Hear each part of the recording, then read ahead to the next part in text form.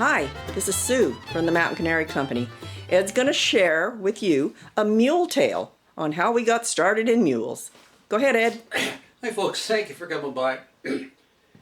This all started this morning early when I was sitting down writing an article for Western Mule magazine.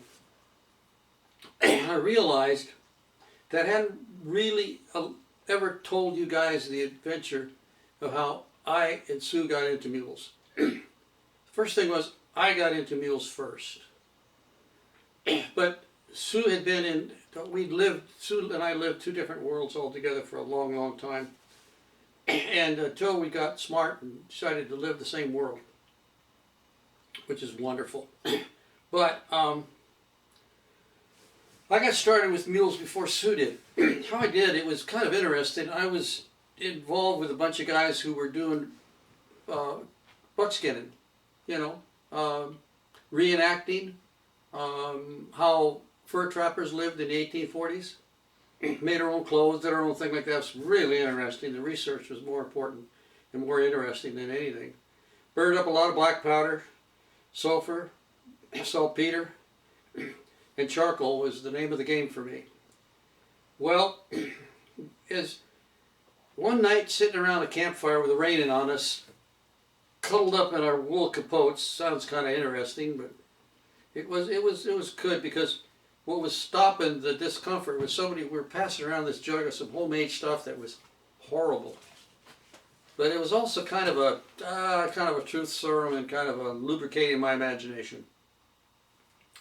So one of the things that we'd all been talking about was possibly some horse trekking like they originally did.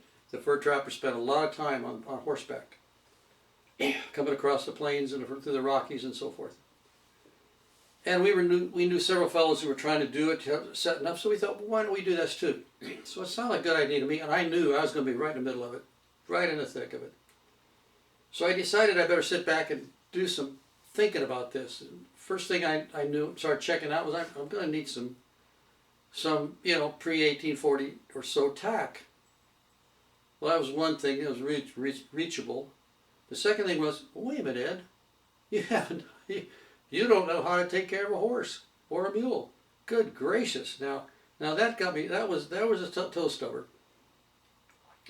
So I got going and found everything I could read up on. This is pre-internet, and I decided that I'd better learn about a horse before I learned about anything. I wanted a mule something fierce. So, because I was driving back and forth to Olympia every once in a while, and right next to Highway 101 stood this cute little black mule. I'd see him there all the time with a couple of little horses. And that just kind of fired up my old brain cells. And one day, in the newspaper, I stumbled across a mule for sale here in town. It just happened to be a guy I knew. So I went over there, got introduced to this 15-hand grueling mule, 2 years old, who would cart beautifully, who would ride. I got 2 years old. She was already broke to ride. She was a big girl. She was already 15.3 at 2 years old. A sweet thing. I bought her. It cost me a grand total of $750. But beautiful mule, beautiful, and sweet as pie. But as more I dealt with her, the more I realized that I could easily ruin her. I didn't know enough about a mule to put in your eye. I didn't know enough about a horse to put in your other eye. So I realized I better do something and do it fast. I'm not getting any younger. I was 49 at the time, and I wasn't getting any younger. And I hadn't been around animals, big animals, since I was like 4 years old when I had a pony. That was, that's a long going out thing. And at first I thought, well, they're kind of like a big dog, and I like dogs a lot, so I figured, well, I'll have me a companion. Well, that worked out real quick. I didn't know what I was talking about. They're not a dog. So I ended up realizing the fellow combined, I realized I couldn't handle it. He offered to trade me. He wanted that mule really bad. He offered to trade me about an 8-year-old quarter horse that was dead broke and kind. So I did. I jumped on it thinking, a mule will be down the trail for me. I don't want to hurt the chances of Coco being ruined and not having a good life, so I'm going to move on down and get to learn. Let this horse teach me everything I don't know about horses, and then I'll revisit mules. Exactly what I did. And in the meantime, Sue and I got together down in California, and we were down there for about 8 months, and kind of needed animal fixes. I'd left my horses up here, kind of an animal fix. So I saw picked up a business card at a tax store about Okie Bill, who was standing stud down in Elk Grove, California. So one Saturday when Sue wasn't working, we jumped in the truck and run down there, and sure enough, there was this really neat jack. Since then, I've had 3 of his babies here, and they're all wonders. And come to find out, they had a little Molly mule there, about 7 years old, for sale. She was broke to ride, skittish as hell, because she hadn't been off the place much. And she was a really neat little mule. So instead of jumping up there, writing a check right at 1 minute, we decided to wait around. We had waited a week or so, and there was a mule day down at Larkspur, California, just out of Stockton a ways. And we went down there and watched the events. Well, her full sister, was in that event. And once they got done with the Packers scramble and all the stuff in front of the bleachers there, they never turned the ground. It was harder than a rock. So when her sister, little Audrey, comes smoking into the finish line, just smoking. Boy, this little girl these little air mules can smoke. And she hit that hard ground and tried to put the wool hose on, and barefoot, and slipped and slided and flipped. And next thing you know, she was upside down, and the rider, Linda, was stuck between, her legs were across her belly, both sides of her belly, and her head was right in this danger zone between all 4 feet. I looked at this and said, this is going to be ugly. I don't want to see this. They're not paying me the big bucks to look at this anymore. I don't want to see hair and teeth flying all over the place. And so the mule decided she's trying to get up, and Linda just reached her hand up on her side, tapped her and said, Audrey, I'm down here. Now stay still. Won't out, dear. And that mule flopped down. Sue's getting tears in her eyes. Flopped down and froze. 10 guys came out, grabbed a hold of her, dragged Linda out, pulled and disconnected the saddle at the same time to get her out. That mule never got up. Linda had to say, okay, Audrey, I'm fine. Let's go. She popped up. I went, oh shit, I could buy her sister. When we got done that afternoon, I bought Maudie. And Maudie has several times shown the same good sense and safety for Ed that little mule did for Linda. It is utterly amazing. Well, we brought our mule home here, and then we started adding to mules. We said, we want to do some packing and riding in the backcountry. We need to be able to get back. I had pack gear. And so we went out and found a little John mule. Not little, they're all about 14.3. Bought Bert. Oh, he was such a sweetheart. Really good mule. Then we went off and found another mule, Miss Kitty, over at Hell's Canyon. Now, she was advertised for like $2,800. It was more than I'd spend it on anything at the time. And I thought, well, if she's good, she's good. It's only money. So we drove all the way over to Napa, Idaho.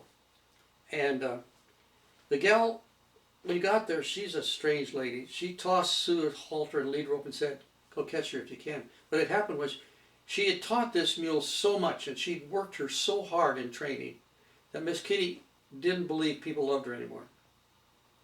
When Sue walked out there, she put that halter on her. Miss Kitty said, get me out of here. In fact, she'd loaned that mule to a lady for 2 years who did eventing, and who was beating 6-figure horses at eventing. This mule was trained to the gills, but she thought she was a pickup truck. All she thought she was there for, to be trained and pushed around. Well, since then, Miss Kitty's changed a whole lot. Miss Kitty's in her 30s now. So, brought her home. And come to find out, a couple of fellows in backcountry horsemen I knew said one day, Sue said at a meeting, well, they were going in to pack for the park. She says, why don't you ask them to go along? I'm off. So we did. Yes, sure, come along. Well, next thing you know, when I got done with that trip, they turned to me and said, "We're quitting, Ed. Why don't you take over for us?" Oh, well, let's talk to the ranger. Okay. Next thing you know, I'm working for the park as a volunteer packer like them. Well, mules are like potato chips. You can't just eat one. So, now mind you, once Sue got onto the scene, I don't do anything without touching base with Sue. Sue and I work as a real great team with these mules, but Sue really reads them beautifully. She reads them and sees right into their soul almost. And if I decide to do something, regardless of what she tells me, I normally pay for it. First the mule tells me I'm a dumb shit, and Sue finishes up saying, yeah, they were right. So the thing is, you know, since then we've went along and we lost Bert, and I called back down to California to the folks who we'd gotten Maudie from, and I was able to buy 2 more Okie Bill babies down there. They were young though. One was a long 3 and the other was a short 3. And they have turned out to be so great. I mean, Lizzie was such a great mule. We in the meantime, there's a lot of times gone by. We lost poor Lizzie. She had a special spot in my heart. Big happy cross mule. She was a sweetheart. Loved her, and she could do anything with Lizzie. Lizzie was just forgiving as heck. And her sister Darla, who was out of a big quarter horse, a champion quarter horse, plumbed her eye. So we went on and we picked up little Josie. And we ended up picking little Rosie up because we thought we'd make mules, but Rosie had sweet itch really bad. And it got down around her bag, and that didn't work out. So Rosie's just here working, pulling a pack string, working in a pack string, and anybody can ride Rosie. You can ride her with a string. So we went on, and we've had some really great mules here, but we've also had a couple not his. We've had 3 mules here. They're all with John mules. I'm a bigger fan of Molly's. They have a little different mindset to them, I think. That's my opinion. Oh, but they're all great. Mules are all great. Johns are great. If I was having just one mule, I would tickle to death to have a John. But in a group, I kind of prefer Molly's. I don't have near the vet bills for them playing so hard. We had one mule come through here. Bernie was the first one I got in here. He was a big Tennessee walking mule, black, 4 white socks. Rained. Oh, he was a raining machine. But he was really nervous about somebody in the pack string behind him or near him. He got really nervous after a while, real bad. So it was a case where I found a friend of mine wanted him really bad, and I married them up, and by God, Bernie had a real great life. Him and Kenny were just, oh man, Bernie would just love to see Kenny come near him. It's a perfect match. I love it in a big super gelding. And then we got another little mule called, named him Buddy. He had so many spots on him, he blurry. Useless piece of business you ever laid eyes on. He was just a piece of crap. He was a mule. He was too smart for his own good. He played games with you, and he was dishonest, and he was hard on the girls. He was hard on the string. He was just hard to be around. I worked with him for 3 years and finally said enough of that. Got rid of him. And by getting rid of him, I traded him to a gal who was just wanted him so bad. I warned her, and I got little Gus for her, a little Morgan mule. And Gussie came in, and Gussie was here until Gussie got very ill one day, and I've never seen an animal die in front of me before, but Gussie stood there, looked at me, and fell over dead. That was sad. But anyway, so down the road, we ended up going one more mule. I heard about a mule from some friends that afternoon. I went out and looked at her and bought her. She's a little Arab mule. Again, she was older. At the time, she was about 20 or 25 years old or something. Sarah, what a sweet animal. It's just work, do anything he asks you to do. Just sweet. And Sue rides her a lot now. Mostly rides Sarah. But you know, that's our string now. Right now we're sitting at 7 animals. But you know, folks, a mule isn't for everybody. You really have to ask yourself, do I want to deal with an animal that's as smart or smarter than I am? And if you're kind of a pushy, hard-handed, demand it instantly type of person that doesn't negotiate well, maybe then you shouldn't have a mule. You should tell your wife or husband back and forth and say, dear, do I negotiate? If they say, not worth a darn, stick with horses. I'll tell you now, we've had a lot of adventures here, and it's all, most of it's been so good, mainly because for the last 25 years or so, it's been Sue, the mules, and me, and that's what's great. It's great teams. The mules love Sue. They pay close attention to me. But they really love Sue, and Sue doesn't leave me wrong on them. So, all started sitting around the campfire, soaking wet in my wool capote, passing around some homemade hooch. And you know something? I don't want to ever look back. Well, folks, thank you very much for putting up with me. I thought you might be interested in this, but remember one thing always, they're not dogs. If you'd do me a little favor, please, if you'd find at the bottom of this YouTube section, it'll say subscribe and share. If you do that for me, please, I'd appreciate it. It doesn't do anything for me. I'm not going to make any money on this thing.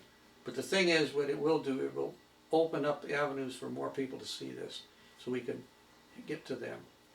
So thank you, folks. Remember, always, ride as often as you can. Please, please, please, ride safely. We'll see you next time.